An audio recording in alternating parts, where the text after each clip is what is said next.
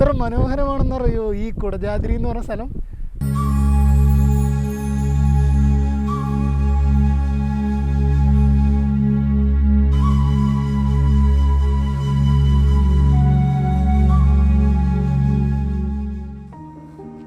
ഞാനിപ്പോൾ നിൽക്കുന്നത് മൂകാംബിക ക്ഷേത്രത്തിൻ്റെ മുന്നിലാണ്. ഇവിടെ നിന്നാണ് നമ്മൾ കുടജാദ്രിയിലേക്കുള്ള യാത്ര ആരംഭിക്കുന്നത്. അതുപോലെ തന്നെ എങ്ങനെ ഞങ്ങൾ ഇവിടം വരെ എത്തിയെന്നുള്ള ഡീറ്റെയിൽസ് പറഞ്ഞുതരാം. കേരളത്തിൽ നിന്ന് എല്ലാ ദിവസവും ഡയറക്റ്റ് ട്രെയിൻ ഉണ്ട്. ട്രെയിൻ എന്ന് പറഞ്ഞാൽ നമുക്ക് മൂകാംബിക്ക് ഡയറക്റ്റ് ട്രെയിൻ അല്ല, ബൈന്ദൂർ എന്ന് പറഞ്ഞ സ്റ്റേഷൻ വരെയാണ് നമുക്ക് ട്രെയിൻ ഉള്ളത്. ബൈന്ദൂർ മൂകാംബിക റോഡിൽ നിന്നാണ് റെയിൽവേ സ്റ്റേഷൻ്റെ പേര് വരുന്നത്. ബൈന്ദൂരിൽ ഇറങ്ങിയിട്ട് നമുക്ക് മൂകാംബികയ്ക്ക് വരാൻ എപ്പോഴും ഓട്ടോയും ഉണ്ട്, അതുപോലെ തന്നെ ടാക്സിയും കിട്ടും. ഓട്ടോക്ക് 3 പേർക്ക് 600 രൂപയും ടാക്സിക്ക് വരുന്ന 1200 രൂപയാണ് റേറ്റ് വരുന്നത്. ഇത് ഞാനിപ്പോൾ നിൽക്കുന്നത് പുതിയ ജീപ്പ് സ്റ്റാൻഡിലാണ്. പഴയ സ്റ്റാൻഡെന്ന് പറഞ്ഞാണ് ഞാൻ കാണിച്ചു തന്നത്. നമ്മുടെ കൊല്ലൂർ പോലീസ് സ്റ്റേഷൻ്റെ ഫ്രണ്ടിലായിരുന്നു പഴയ ജീപ്പ് സ്റ്റാൻഡ് വരുന്നത്. ഇപ്പം കുടജാദ്രിയിലെ ട്രക്കിംഗ് എല്ലാം തുടങ്ങുന്നത് ഇവിടെ നിന്നാണ്. ഇത് ഗസ്റ്റ് ഹൗസുകളുടെ ഫ്രണ്ടിലാണ് പുതിയ സ്റ്റാൻഡ് വരുന്നത്.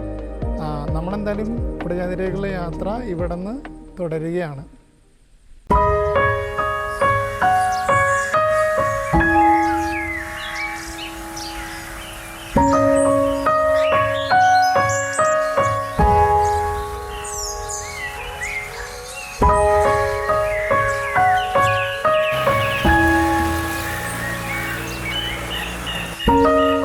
കൊല്ലൂർ ടൗണിൽ നിന്നും മൂകാംബിക വനപാതയിലൂടെ ഏകദേശം 20 കിലോമീറ്റർ സഞ്ചരിച്ചാൽ നെട്ടൂർ എന്ന ഗ്രാമമെത്തും.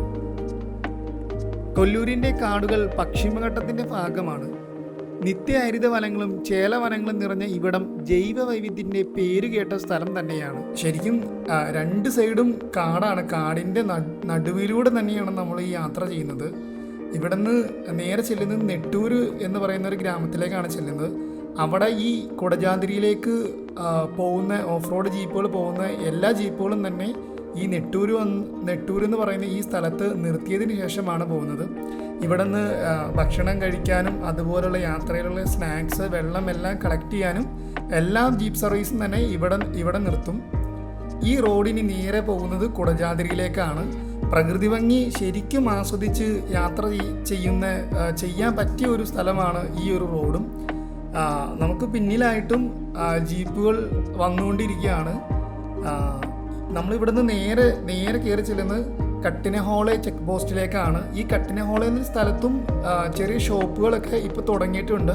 നേരത്തെ അത് ഉണ്ടായിരുന്നില്ല. ഇപ്പോൾ കുറച്ച് നാളുകൾക്ക് മുന്നേ ആയിട്ട് ഇവിടെയും 1-2 ഷോപ്പുകൾ തുടങ്ങിയിട്ടുണ്ട്. ഇവിടുന്ന് നമുക്ക് വെള്ളവും സ്നാക്സ് എല്ലാം മേടിക്കാവുന്നതാണ്. ഇതാണ് കട്ടിനഹോളെ. ഇവിടെ വരെ നമുക്ക് പ്രൈവറ്റ് വാഹനത്തിൽ വരാവുന്നതാണ്. ഇവിടെ നിന്നും നമുക്ക് കുടജാദ്രിയിലേക്കുള്ള ജീപ്പ് സർവീസ് അവൈലബിൾ ആണ്. എന്നാലും കൂടുതൽ ആളുകളും വരുന്നത് കൊല്ലൂർ മൂകാംബിക ക്ഷേത്രത്തിനടുത്തുള്ള കൊല്ലൂരിൽ നിന്ന് തന്നെയാണ് കൂടുതൽ ആളുകളും വരുന്നത്. ഈ കട്ടിനഹോളിലേക്ക് നമുക്ക് എത്താനായിട്ടും വേറെ സർവീസൊന്നും ഇല്ലാത്തതുകൊണ്ട് എല്ലാവരും തന്നെ കൊല്ലൂരിൽ നിന്ന് തന്നെയാണ് ജീപ്പ് സർവീസ് തുടങ്ങുന്നത്. നമ്മൾ നേരെ കയറി ചെല്ലുന്നത് ചെക്ക് പോസ്റ്റിലേക്കാണ്. ഇവിടെ നമ്മുടെ പേരും ഡീറ്റെയിൽസ് എല്ലാം എഴുതി കൊടുത്തതിന് ശേഷം, അതുപോലെ തന്നെ ഇവിടെ ഫീസ് ഉണ്ട്. ഒരാൾക്ക് 70 രൂപയാണ് ഫീസ് വരുന്നത്. ട്രക്കിങ്ങിൻ്റെ ജീപ്പിൻ്റെ എമൗണ്ട് വരുന്നത് ഒരാൾക്ക് 400 രൂപയാണ് വരുന്നത്. ഇത് ഫിക്സഡ് റേറ്റ് തന്നെയാണ്. ഇനി അങ്ങോട്ടുള്ളൊരു 6 കിലോമീറ്റർ എന്ന് പറയുന്നത് ഓഫ് റോഡ് തന്നെയാണ്.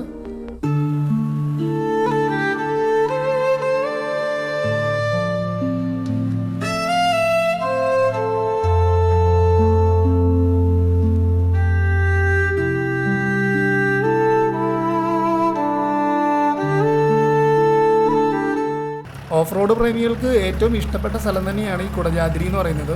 ഈ ചെക്ക് പോസ്റ്റ് കഴിഞ്ഞ് ഇനി അങ്ങോട്ടുള്ള ഒരു 6 കിലോമീറ്റർ എന്ന് പറഞ്ഞാൽ ഫുൾ ഓഫ് റോഡാണ്. ഇത് ശരിക്കും ആസ്വദിക്കാൻ പറ്റുന്നൊരു ഓഫ് റോഡ് തന്നെയാണ്.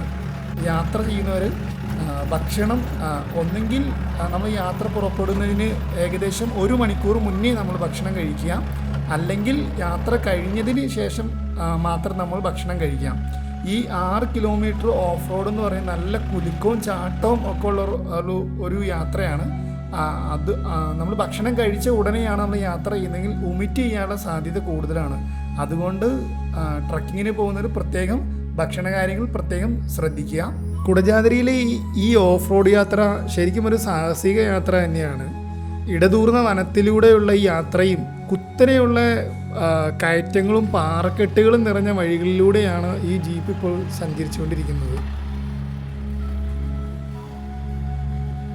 അതുപോലെ തന്നെ ഇതിൽ യാത്ര ചെയ്യുമ്പോൾ ശരിക്കും സൈഡിലേക്കൊക്കെ നോക്കിക്കഴിഞ്ഞാൽ നമുക്ക് ഇവിടെ ചെറിയ ചെറിയ വെള്ളച്ചാട്ടങ്ങളും അരുവികളും എല്ലാം കാണാൻ കഴിയും. അത്രയും മനോഹരമാണ് ഈ ഓഫ് റോഡ് യാത്ര. ശരിക്കും പാറക്കെട്ടിൻ്റെ മുകളിലൂടെയാണ് ഈ ജീപ്പ് പോകുന്നത്. നല്ല കുലുക്കവും ചാട്ടവും ഒക്കെ ഉണ്ട്. അതുകൊണ്ടാണ് ഈ യാത്രയ്ക്ക് 1 മണിക്കൂർ മുന്നേ ഫുഡ് കഴിക്കണമെന്ന് പറയുന്നത്. അത്രയും ചാട്ടമാണ് ഈ ഒരു യാത്രയിൽ. മഴയായതുകൊണ്ട് നമ്മുടെ വണ്ടി മുകളിലേക്ക് കയറുന്നില്ല. വണ്ടി താന്ന് കിടക്കുന്നത്. നമുക്ക് മുന്നിൽ പോയ വണ്ടിയാണ് ഇപ്പോൾ ഇവിടെ നിലവിൽ താന്ന് കിടക്കുന്നത്. ഈ ഒരു വണ്ടി ഇവിടുന്ന് മാറിയാൽ മാത്രമാണ് നമുക്ക് പിന്നിലുള്ള വണ്ടികൾക്കെല്ലാം പോകാൻ പറ്റുള്ളൂ. ഈ മഴ പെയ്യുമ്പോൾ ഈ ചെളി ആയതുകൊണ്ടാണ് ഇവിടുന്ന് വണ്ടി കയറാത്തത്. ഇപ്പം പല വഴികളും ഇവർ നോക്കുന്നുണ്ട്. ആദ്യം തന്നെ ഇവർ തള്ളി നോക്കിയിട്ട് കയറുന്നില്ല. കാരണം അത്രയും കുത്തനെ ഒരു കയറ്റാണത്. പിന്നെ പാറയും ചെളിയും എല്ലാം കൊണ്ട് ടയർ ശരിക്കും ചെളിയുടെ ഉള്ളിലേക്ക് താഴ്ന്നു പോയേക്കുവാണ്. അപ്പം അതുകൊണ്ട് തള്ളിയിട്ട് ഇത് കയറുന്നില്ല.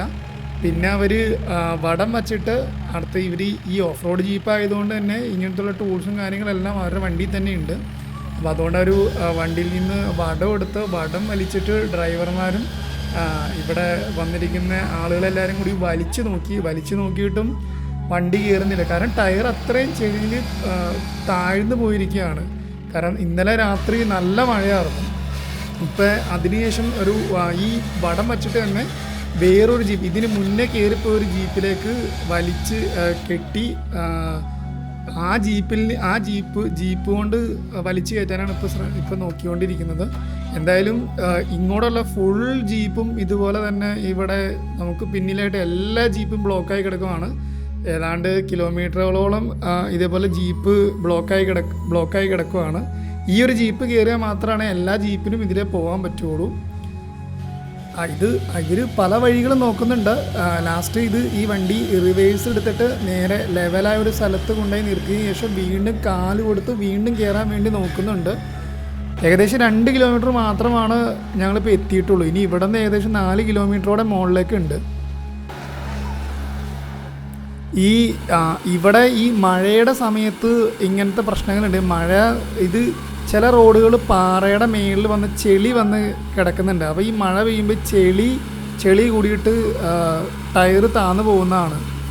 മഴ സീസണിൽ ഇങ്ങനത്തെ ഇത് വരുന്നുണ്ടെന്നാണ് അവർ പറഞ്ഞത്. ഇനി മേളിലേക്ക് ഇതേപോലത്തെ മേളിലേക്ക് എന്താണ് അവസ്ഥ ഒന്നും അറിയില്ല.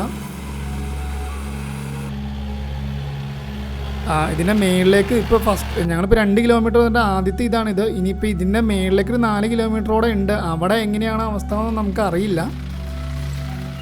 താഴത്തെ ബ്ലോക്കെല്ലാം മാറി ജീപ്പുകളെല്ലാം മുകളിലേക്ക് വന്നു തുടങ്ങിയിട്ടുണ്ട്.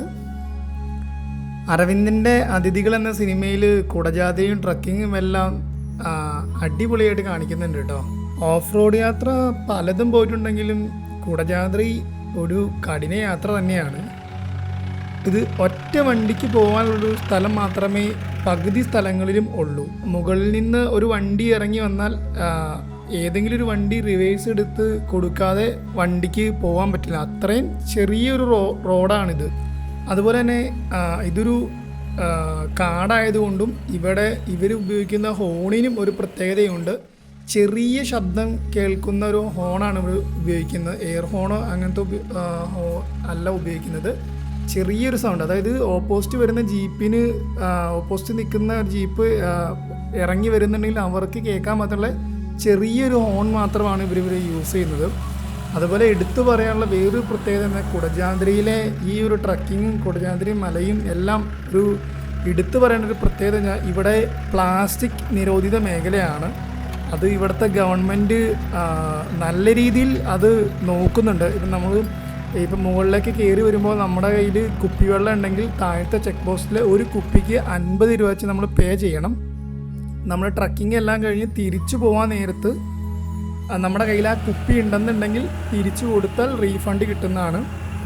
അത് ഇവിടുത്തെ പ്ലാസ്റ്റിക്കിൻ്റെ ഉപയോഗം കുറയ്ക്കാനും പ്രകൃതിയുടേതായ രീതിയിൽ തന്നെ സംരക്ഷിക്കാൻ വേണ്ടിയിട്ട് ഇവിടുത്തെ ഗവൺമെൻറ് മുൻകൈ എടുത്ത് ചെയ്യുന്നൊരു പരിപാടിയാണ്. അതുകൊണ്ട് തന്നെ ഈ യാത്രയിലാണെന്നുണ്ടെങ്കിലും ഇപ്പോൾ ഈ ട്രക്കിങ് പോകുമ്പോഴാണെങ്കിലും ഒരു സ്ഥലത്തും തന്നെ പ്ലാസ്റ്റിക് നമുക്ക് കാണാൻ കഴിയുന്നില്ല. അതുപോലെ കുടജാദ്രിയിൽ വേറൊരു പ്രത്യേകത തന്നെയാണ് മഴയാണ്. ഇവിടുത്തെ ക്ലൈമറ്റ് നമുക്ക് ഒന്നും പറയാൻ പറ്റാത്ത രീതിയിലുള്ളൊരു ക്ലൈമറ്റാണ്. പെട്ടെന്ന് തന്നെ കോടമഞ്ഞുകൊണ്ടൊരു പൊതിഞ്ഞ് നിൽക്കുന്ന ഒരു ക്ലൈമറ്റാണ് കൂടുതൽ സമയം ഇവിടെ ഉണ്ടാവുക. ഇങ്ങോട്ടുള്ള ശരിക്കും ഇങ്ങോട്ട് യാത്ര ചെയ്യാനുള്ളൊരു സമയം ഒക്ടോബർ തൊട്ട് ജനുവരി വരെയാണ് ഇവിടെ ട്രക്കിങ്ങിന് ഏറ്റവും അനുയോജ്യമായ സമയവും. നമ്മുടെ ഈ ക്യാമറ ഷൂട്ട് ചെയ്യുന്നതിനൊക്കെ എക്സ്ട്രാ പേയ്മെൻ്റ് ഉണ്ട്. ക്യാമറ ഷൂട്ട് ചെയ്യുന്നതിന് പേയ്മെൻറ്റ് വരുന്നത് ക്യാമറയ്ക്കും ഓരോ ലെൻസിനുമാണ് ഇവിടെ പേയ്മെൻറ്റ് വരുന്നത്. 200, 300 ഓരോ ലെൻസിന് ഓരോ എമൗണ്ട് വെച്ചിട്ടാണ്. അങ്ങനെ പേയ്മെൻറ്റും കൂടി കൊടുത്താൽ മാത്രമാണ് നമുക്ക് ക്യാമറ കൊണ്ടുപോകാൻ പറ്റുള്ളൂ. ഈ ഒരു ഓഫ് റോഡ് യാത്ര നമുക്ക് പ്രൈവറ്റ് വണ്ടികൾക്കും വരാം. ഇവിടെ അങ്ങനെ പ്രൈവറ്റ് വണ്ടിയിൽ കയറ്റാൻ പാടില്ല എന്നൊന്നുമില്ല. പക്ഷേ ഇതിൽ ഇപ്പം നിലവിൽ ഇവിടെ പെർമിറ്റുള്ള ജീപ്പുകൾ മാത്രമാണ് മുകളിലേക്ക് കയറുന്നത്. കാരണം ഈ ഒരു വഴി എന്ന് പറഞ്ഞാൽ സ്ഥിരം ഓടിക്കുന്നവർക്ക് മാത്രമേ ഓടിക്കുള്ളൂ. അത്രയും കഠിനമായൊരു വഴികളാണ്. ചില സ്ഥലത്തൊക്കെ ചെല്ലുമ്പോൾ ഒരു ജീപ്പ് കടന്നു പോകാനുള്ളൊരു ഗ്യാപ്പ് മാത്രമാണ് ഉള്ളതും ചെങ്കുത്തായ പാറയും അത്രയും ഒരു ഡേഞ്ചർ ഒരു വഴിയാണ്. അതുകൊണ്ട് പ്രൈവറ്റ് വണ്ടികളാരും ഇത് ഇങ്ങോട്ട് കയറ്റി കൊടുത്തിട്ടില്ല. പക്ഷേ പ്രൈവറ്റ് വണ്ടികൾക്കും വേണമെങ്കിൽ വരാം.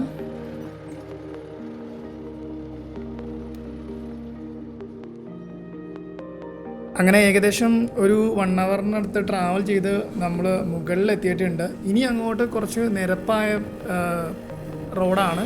അതായത് മൊട്ടക്കുന്നുകൾക്കിടയിലൂടെ ഉള്ള ഒരു ചെറിയ നിരപ്പായ റോഡ് തന്നെയാണ് ഇനിയത്. റോഡ് കഴിഞ്ഞിട്ടുള്ളൊരു വ്യൂ പോയിൻ്റാണ്. അതായത് ഇത്രയും നേരം നമ്മൾ ആ ഒരു ഓഫ് റോഡിലാണ് ചാട്ടവും കുലുക്കവും എല്ലാം ഈ മനോഹര കാഴ്ചകൾക്ക് മുന്നിൽ അതെല്ലാം ഒന്നും അല്ലാതാവുകയാണ്. കർണാടകയിലെ സഹ്യപർവ്വത നിരകളിലെ 1343 മീറ്റർ ഉയരമുള്ള ഒരു കൊടുമുടിയാണ് കുടജാദ്രി.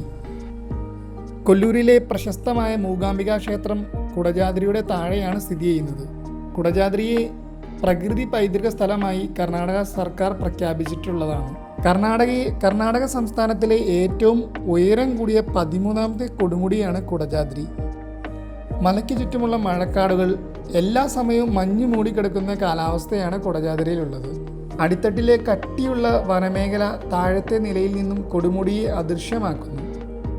വംശനാശന ഭീഷണി നേരിട്ടുകൊണ്ടിരിക്കുന്ന ആനയുടെയും കടുവയുടെയും കരിങ്കുരുങ്ങിൻ്റെയും കാട്ടുപോത്തിൻ്റെയും മലമ്പാമ്പിൻ്റെയും എല്ലാം ആവാസ കേന്ദ്രം കൂടിയാണ് കുടജാദ്രി. ഞാനീ നിൽക്കുന്ന ഇവിടം വരെയാണ് ജീപ്പ് സർവീസ് ഉള്ളൂ. ഇതാണ് കുടജാദ്രിയിലെ ജീപ്പ് സ്റ്റാൻഡ്. ഇവിടെ നിന്ന് നമുക്ക് മേളിലേക്ക് നടന്നാണ് പോകേണ്ടത്.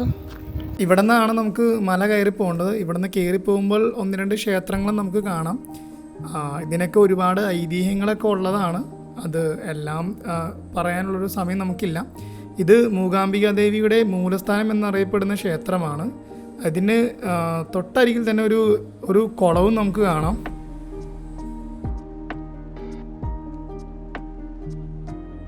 ഇവിടെ നിന്ന് ഏകദേശം 2 കിലോമീറ്റർ ദൂരമുണ്ട് കുടജാദ്രി പീക്കിലേക്ക് പോകുവാൻ. ശ്രീശങ്കരാചാര്യർ ഇതിൻ്റെ മേളിൽ തപസ്സിരുന്നു എന്നുള്ളതാണ് ഇതിൻ്റെ ഐതിഹ്യം. ഇത്രയും ഇടുങ്ങിയ വഴികളിലൂടെയാണ് നമ്മൾ ഈ മല മുഴുവൻ കയറേണ്ടത്. ഇവിടെ നിന്ന് അങ്ങോട്ട് കഠിനമായ മലക്കയറ്റം തന്നെയാണ്.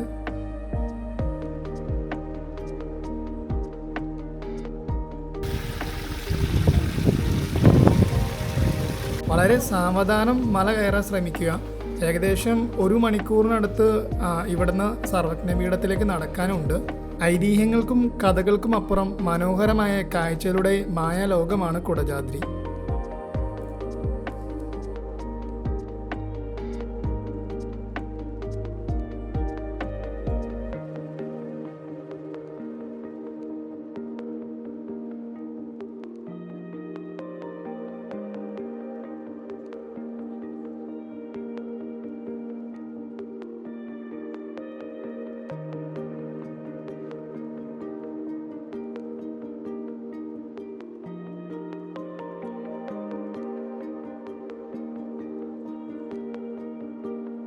ആ ചെറിയ പാതയെല്ലാം നമ്മൾ കയറി വരുന്നത് വലിയൊരു പരന്നൊരു സ്ഥലത്തേക്കാണ്.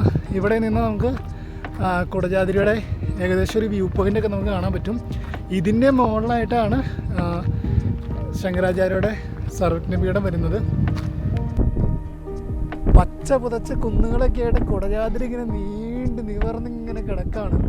ഇവിടുത്തെ കാറ്റും കണ്ണിന് കുളിർമയേകുന്ന ഈ കാഴ്ചകളും, എവിടെ നോക്കിയാലും പച്ചപ്പ്. കാടിൻ്റെ ഉള്ളിൽ കൂടിയാണ് നമ്മൾ ഇങ്ങോട്ട് കയറി വരുന്നത്. അത് കയറി വന്നിട്ട് ഈ മലകളും ഈ കുന്നുകളൊക്കെ കാണുമ്പോൾ ഒരു സുഖമുണ്ടല്ലോ, അത് പറഞ്ഞറിയിക്കാൻ വാക്കുകളില്ല. ഇവിടം പ്രകൃതി ഭംഗിക്കും സാഹസിക വിനോദങ്ങൾക്കും പേര് കേട്ട ഒരു സ്ഥലം കൂടിയാണ്. ശങ്കരാചാര്യർ തപസ്സനുഷ്ഠിച്ച സ്ഥലമാണിതെന്നാണ് വിശ്വസിക്കപ്പെടുന്നത്. അങ്ങനെ സർവജ്ഞപീഠത്തിൻ്റെ തൊട്ടരികിൽ നമ്മൾ എത്തിയിട്ടുണ്ട്. ഈ ഒരു കാണുന്ന മല കൂടി കയറി ഇറങ്ങിയാലാണ് സർവജ്ഞപീഠം എത്തുക. ഇവിടുന്ന് ഈ സർവജ്ഞപീഠത്തിലേക്കുള്ള കാഴ്ചകൾ അതിമനോഹരം തന്നെയാണ്. സർവജ്ഞപീഠത്തിലേക്ക് പോകുന്ന വഴിയിൽ തന്നെ ചിത്രമൂല ഗുഹയും അയ്യപ്പ ക്ഷേത്രവും ഒക്കെ ഉണ്ട്. സർവജ്ഞപീഠത്തിന് ഒരുപാട് ഐതിഹ്യങ്ങളുണ്ട്. ശങ്കരാചാര്യർ ദേവിയെ തപസ് ചെയ്ത് പ്രീതിപ്പെടുത്തിയ സ്ഥലമാണിതെന്നാണ് വിശ്വസിക്കപ്പെടുന്നത്. ദേവിയുടെ അനുഗ്രഹത്താൽ ശങ്കരാചാര്യർക്ക് സർവജ്ഞപീഠം ലഭിച്ചുമെന്നും പറയപ്പെടുന്നു. മറ്റൊരു ഐതിഹ്യം കൂടി ഇതിനുണ്ട്. ശിവനും പാർവതിയും തപസ്സിരുന്ന സ്ഥലമാണിതെന്നും പറയപ്പെടുന്നുണ്ട്. ഇനി ഇവിടെ നിന്ന് അങ്ങോട്ടുള്ള കുറച്ച് വഴി നമ്മൊരു കാടിൻ്റെ ഉള്ളിൽ കൂടെ പോകുന്നൊരു ഫീലൊക്കെ കിട്ടുന്ന പോലെയാണ്. ഒരു കാടിൻ്റെ ഉള്ളിൽ കൂടെ നമ്മളെങ്ങനെ സഞ്ചരിക്കുക നമുക്ക് കിട്ടുന്ന എന്താണോ അതുപോലെയാണ്. ഇത് കടന്ന് ചെല്ലുമ്പോഴാണ് ഒരു പർവ്വതമുള്ളത്. ആ പർവ്വതത്തിലാണ് നമ്മുടെ തപസ്സിരുന്ന സ്ഥലമൊക്കെ ഉള്ളത്. ഇവിടുന്ന് കുറച്ച് ഏരിയ ഉള്ളൂ, പക്ഷെ കുറച്ച് ദൂരമുള്ളിലും ആ ദൂരം എന്ന് പറഞ്ഞു കഴിഞ്ഞാൽ നമുക്ക് അത്ര സന്തോഷം കിട്ടുന്നൊരു സ്ഥലമാണ്. കാരണം ഒരു കാടിൻ്റെ ഒരു ഫീലാണ്. ചെറിയ കാടിൻ്റെ ഉള്ളിൽ കൂടെയാണ് നമ്മൾ ഇവിടെ നിന്ന് അങ്ങോട്ട് പോകുന്നത്. ഒരു ഉച്ച സമയത്തൊക്കെയാണ് നമ്മൾ ഈ മല കയറി വരുന്നതെങ്കിൽ, അതായത് ഇവിടെ എത്തിക്കഴിയുമ്പോൾ ഈ ഒരു ചെറിയൊരു കാട് പോലത്തെ ഒരു കാടുണ്ട്. ഇവിടെ എത്തുമ്പോൾ ഒരു ഇതെന്ന് പറഞ്ഞാൽ നമ്മൾ അനുഭവിച്ചറിയേണ്ടത് തന്നെയാണ്. എന്താ പറയുക, ഇതിൻ്റെ ഉള്ളിൽ കുറച്ച് ദൂരം ഉള്ളെങ്കിൽ പോലും മനസ്സിനൊരു കുളിർമയേകുന്നൊരു ഒരു സ്ഥലം തന്നെയാണിത്.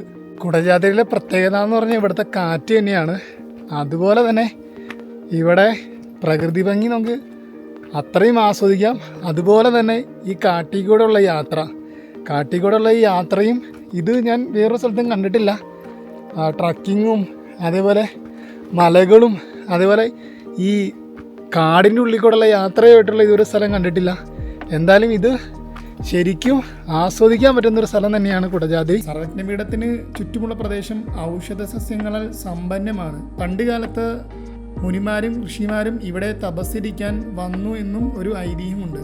സർവജ്ഞപീഠത്തിലേക്ക് നടന്നു പോകുന്ന ഈ വഴികൾക്കും ഒരുപാട് പ്രത്യേകതകളും ഐതിഹ്യങ്ങളും ഉണ്ട്. ഋഷിമാരും മുനിമാരും ഈ വഴികളിലൂടെയാണ് യാത്ര ചെയ്തിരുന്നതാണ് ഐതിഹ്യം വരുന്നത്. ശരിക്കും പറഞ്ഞറിയിക്കാൻ പറ്റാത്തൊരു അനുഭവം തന്നെയാണ് ഈ വഴികളിലൂടെയുള്ള ഈ യാത്രയും. 1 മണിക്കൂർ നടന്നതിന് ശേഷം അങ്ങനെ ഞാനും എത്തി കോടയിൽ പൊതിഞ്ഞ കുടജാദ്രിയിൽ.